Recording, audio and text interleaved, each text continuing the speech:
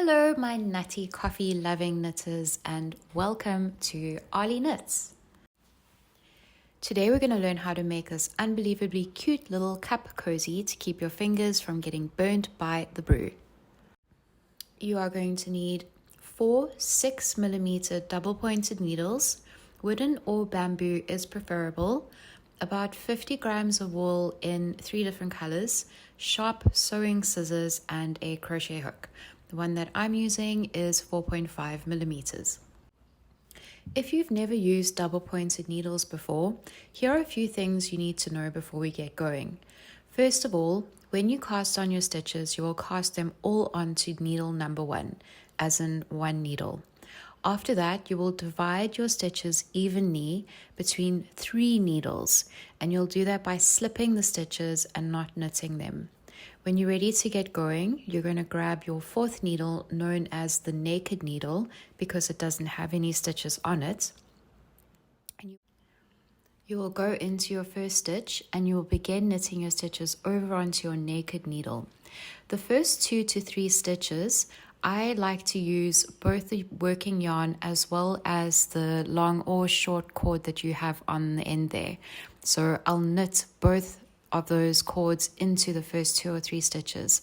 And another thing to do or to remember is for the first stitch to 2 to 3 stitches, you want to tug on those cords. Going in, it will be a cord. You want to tug on it and make sure that your stitches are nice and tight.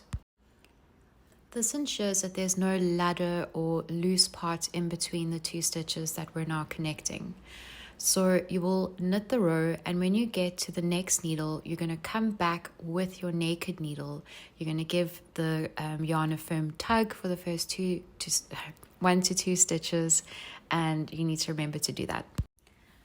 Another important thing to note is that whatever needle is holding stitches that you're not working with, those stitches should be in the center of the needle. Otherwise, they'll fall off, they'll drop off, and it'll be a disaster.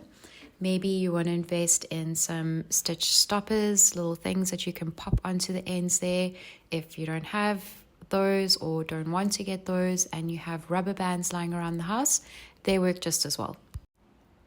So with all that in mind, we're going to set up cast on row 1. And we're going to cast 30 stitches onto needle number 1, dividing our stitches, 10 stitches per needle, that's 3 needles. For row 2, we're going to come in with your naked needle and we're going to continue to knit in color 1 for 30 stitches. Now for row 3, we're going to grab color 2 and we're going to introduce that color and knit it all the way around.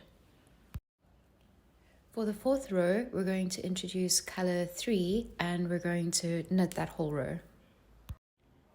For row 5, we're now going to take all 3 skeins, all 3 colors, and we're going to knit them all together. Row 6 is a little different. We're going to go back to color 1, but we're going to pull that entire row. By pulling the row, we're pushing these lumpy, ridgy stitches out, and it's creating this texture. And we're just going to now repeat these 4 rows. So that's pull with color 1, knit color 2, knit color 3, knit 3 colors together, come back and pull with color 1. And you're going to do that until you've reached 28 rows or 7 of these ridge lump bump dingy-mabobbies. When you're ready to cast off, we're going to firstly have pulled with color 1, and then when we come back around again, we're going to knit cast off in color 1. So that's knit 2 stitches, pull 1 stitch over the other stitch, knit a stitch, pull the stitch over that stitch, knit, so on. And we're going to do this and then cut the loose ends off, work them in nicely, and voila. You now have a super cute coffee cup cozy to keep your little fingies warm and safe from that piping hot brew. And last but not least, please make sure you subscribe so you don't miss more awesome patterns just like this one.